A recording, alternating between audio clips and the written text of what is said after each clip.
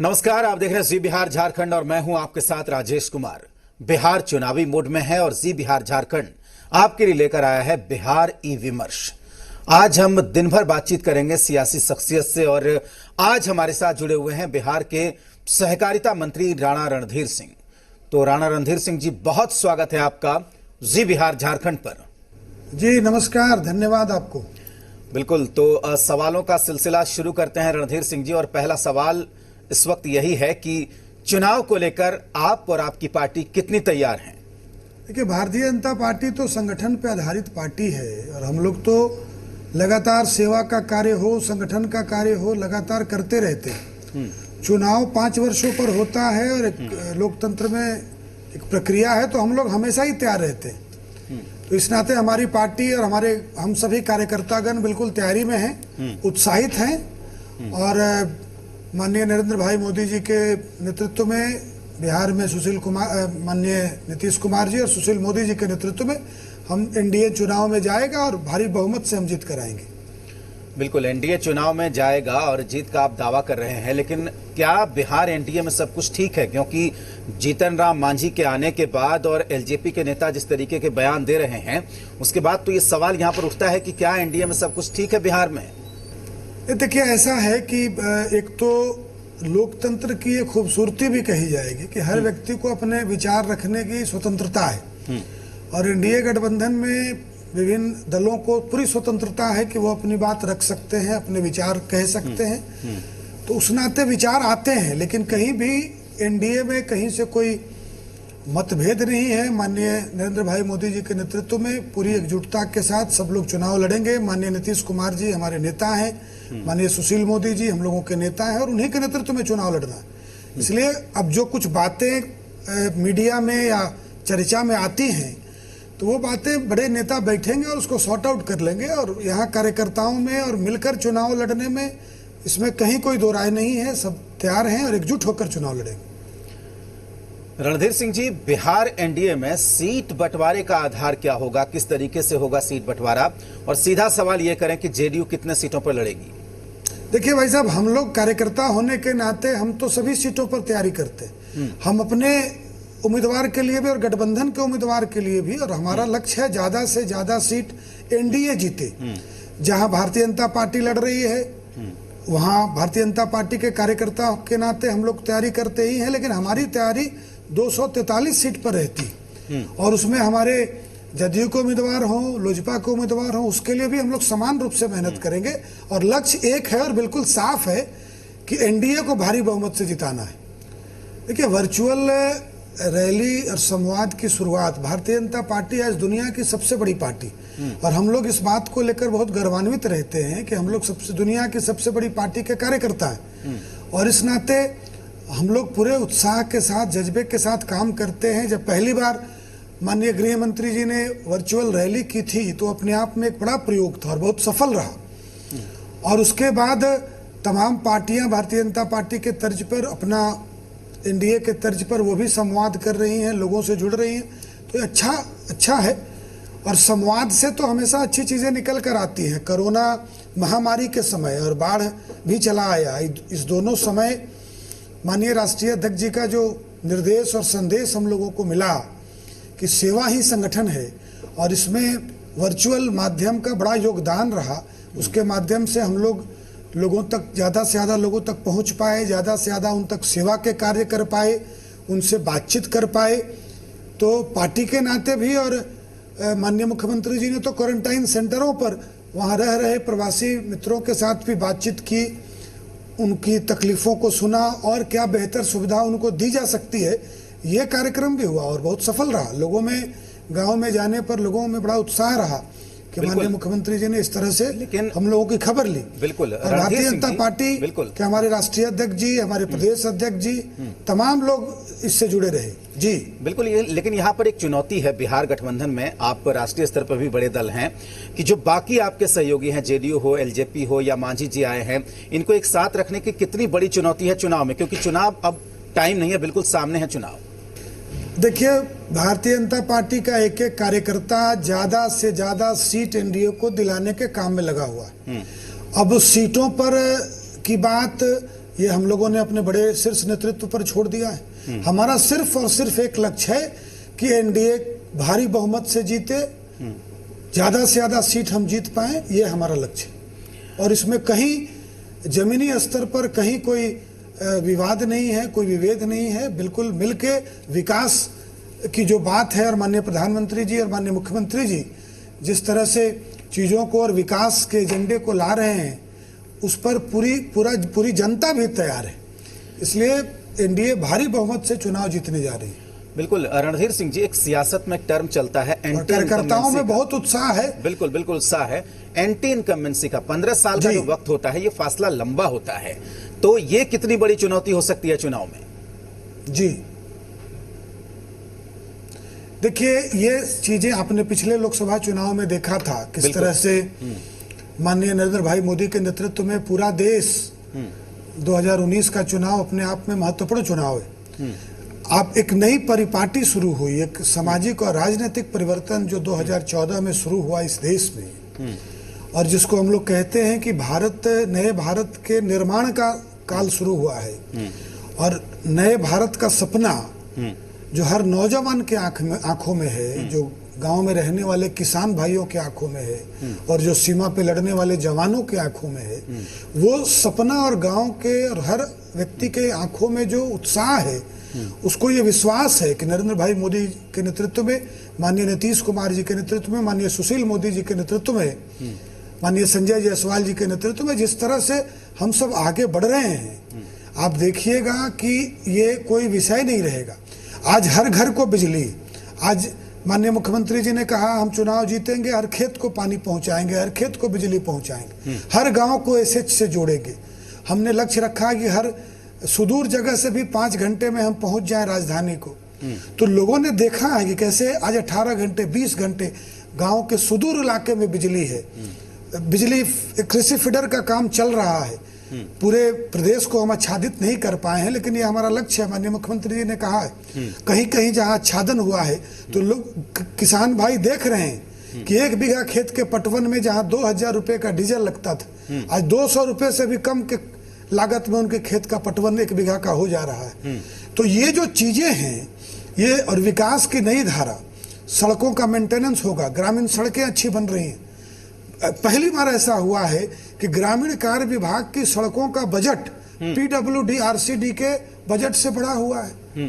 ये जो क्रांति है गांवों में, किसान, जिसको माननीय प्रधानमंत्री जी ने कहा है कि भारत आत्मनिर्भर तब तक नहीं हो सकता जब तक हमारा गांव और गांव में रहने वाले किसान आत्मनिर्भर नहीं हो, और ये महसूस कर रहे हैं लोग। तो एक एक जवान, एक एक किसान, गांव में रहने वाले लोग, शहर में रहने वाले लोग बहुत उत्साहित हैं। और इस बार फिर से माननीय नीतीश कुमार जी को, माननीय सुशील मोदी जी के नेतृत्व में एनडीए को स्पष्ट बहुमत, पूर्ण बहुमत, 2/3 से ज्यादा बहुमत मिलने जा रहा है। यहीं से आपकी पार्टी ने नारा दिया है आत्मनिर्भर बिहार का, यहीं से जो आप बोल रहे हैं अब की। जी बिल्कुल, भाजपा है तैयार, आत्मनिर्भर बिहार। नेता प्रतिपक्ष पहली बार ऐसा का हुआ है कि है। आप 20 लाख करोड़ का जो आत्मनिर्भर, बिल्कुल पूरी कर लीजिए बात। नहीं देखिए, अब उनको तो कुछ कहना है। आपने देखा होगा कि अब जनता सब देखती है, आपके चैनल ने आपने भी दिखलाया है कि किस तरह से बजट सत्र में नेता प्रतिपक्ष एक दिन नहीं आए। ऐसा आजादी के बाद के इतिहास में अब तक ऐसा कभी नहीं हुआ। तो अब ये, जिसको उर्दू में एक बहुत बढ़िया शेर है कि करेंगे वो क्या किसी की रहनुमाई, लुटा के जो खुद कारवां आ गए।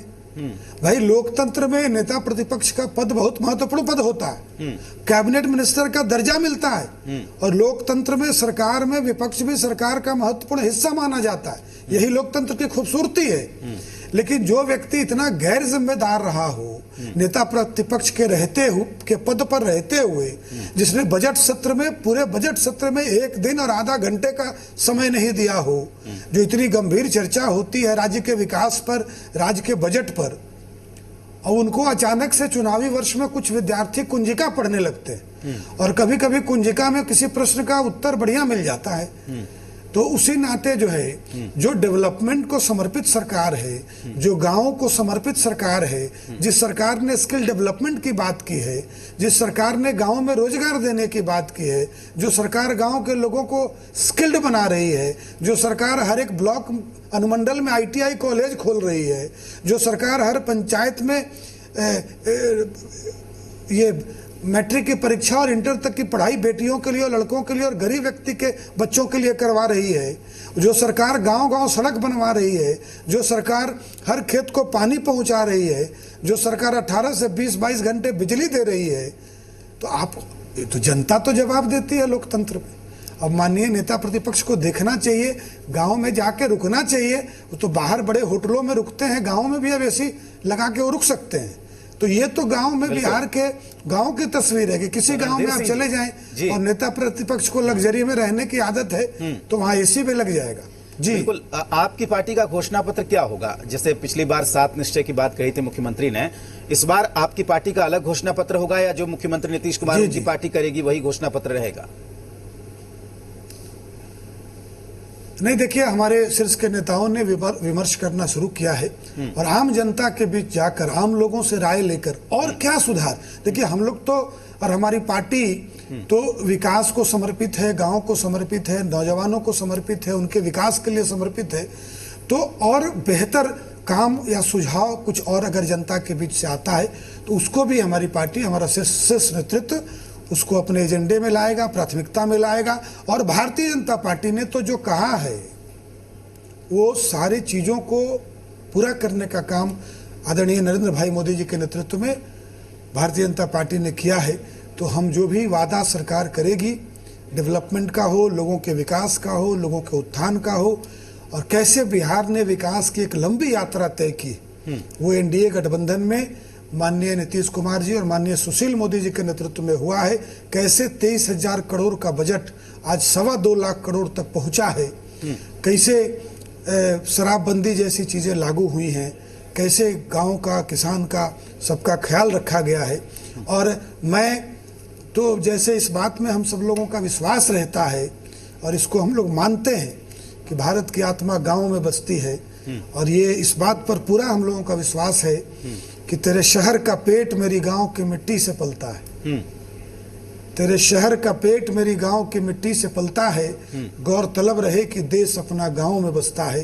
इस जज्बे के साथ, इस सोच के साथ महात्मा गांधी जी का जो गांव को समृद्ध बनाने का, आत्मनिर्भर बनाने की जो सोच थी, और दीनदयाल उपाध्याय जी का अंत्योदय की जो योजना थी, उस सबको दिमाग में रखते हुए जो जनहित में सुझाव आएंगे उसको भी पार्टी अपने घोषणा पत्र में हम लोग शामिल करेंगे और उसके साथ हम जनता के बीच जाएंगे। रणधीर सिंह जी, सेवा हमारा लक्ष्य है, विकास हमारा लक्ष्य है, बिल्कुल नए बिहार का निर्माण हमारा लक्ष्य है। जी रणधीर सिंह जी, सुशांत सिंह राजपूत कितना बड़ा मुद्दा है बिहार के चुनाव में? देखिए, सुशांत जी बहुत ही प्रतिभाशाली कलाकार रहे और बिहार के गौरव को उन्होंने बढ़ाने का काम किया है। और जिस तरह से हम सब बिहार वासियों के लिए बड़ा गौरव का विषय था कि एक मध्यम वर्गीय परिवार का लड़का अपने बूते, अपने आत्मबल के बूते, अपने आत्मविश्वास पर मुंबई जैसी महानगरी में जाकर एक स्टार का जो मकाम हासिल किया, सुपर स्टार का मकाम हासिल किया। तो उस व्यक्ति की इस तरह से रहस्यमय मौत हो गई और उससे हम सब लोग इस बात को नहीं, हम लोगों को ये जैसे लगता था कि ये हो नहीं सकता। और मैं माननीय मुख्यमंत्री जी और पूरा विधानसभा हम लोगों ने सर्वसम्मति से ये पारित कर दिया। माननीय मुख्यमंत्री जी ने उनके पिताजी के आग्रह पर CBI को, केंद्र सरकार को आग्रह किया जांच के लिए, और आज CBI जांच कर रही है। तो बिहार के इस होनहार नौजवान के लिए, उनके परिवार के प्रति तो हम सब लोगों की संवेदना है ही, लेकिन माननीय मुख्यमंत्री जी ने, माननीय उप मुख्यमंत्री जी ने जिस तत्परता के साथ सुशांत जी के जांच में कार्रवाई की और आगे चीज़ों को बढ़ाया, ये अपने आप में बहुत ही लोगों के मन में ये है कि भाई जैसा लोग चाहते थे कि जिस तरह की जांच होनी चाहिए थी, माननीय मुख्यमंत्री जी और उप मुख्यमंत्री जी ने इसको कराने का काम किया है। बिल्कुल रणधीर सिंह, बिहार के गौरव के साथ अगर कोई छेड़छाड़ करेगा तो उस पर जांच होनी चाहिए और ये काम हुआ है। बिल्कुल।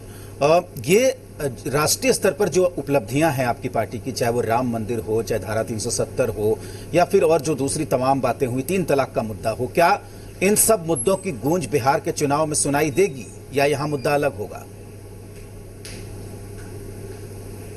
देखिए, ऐसा है कि ये अब तो ये आपका सोशल मीडिया हो, आपका इलेक्ट्रॉनिक मीडिया हो, प्रिंट मीडिया हो, ये तो हर व्यक्ति इससे जुड़ा है और हर व्यक्ति रोज के समाचारों को पढ़ रहा है।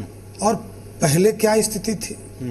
पहले एक नारा ये भी लगता था कि राम मंदिर वहीं बनाएंगे लेकिन तारीख नहीं बताएंगे, ये विपक्षियों का नारा था, ये भी हम लोगों ने सुना है। लेकिन आज सारी चीजें धरातल पर है, सभी काम हो रहा है और जो और सबसे आगे जो जनहित में है कि विकास का एजेंडा। पहले क्या होता था? राजनीति के नाम पे, धर्म के नाम पर, जाति के नाम पर समाज को बांटने का काम होता था। आज विकास, डेवलपमेंट मुख्य रूप से आया है सामने और विकास के नाम पर लोग जुड़ रहे हैं। नरेंद्र भाई मोदी जी के नेतृत्व में जो विश्वास लोगों के बीच आया है, माननीय नीतीश कुमार जी, माननीय सुशील मोदी जी ने विकास को मुख्य एजेंडे के रूप में रखा है। और आज बिहार की जनता हो या देश की जनता है, वो विकास के नाम पर और इनके नेतृत्व के नाम पर एकजुट है।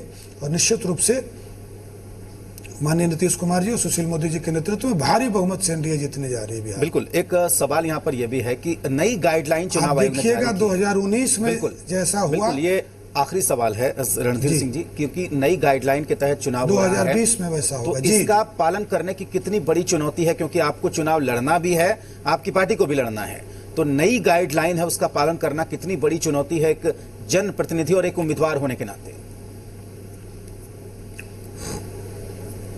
नहीं, देखिए, बिल्कुल हम लोगों ने तो पहले भी कहा था कि ये चूंकि कोरोना महामारी और कोरोना का संकट पूरी दुनिया में आया और भारत देश में भी आया और हम लोग तो चिंतित थे, चूंकि हमारे यहाँ उस तरह की व्यवस्था नहीं थी। हमारे बिहार में तो जनसंख्या का घनत्व सबसे ज्यादा है, तो इस नाते हमारे लिए बड़ी चुनौती थी।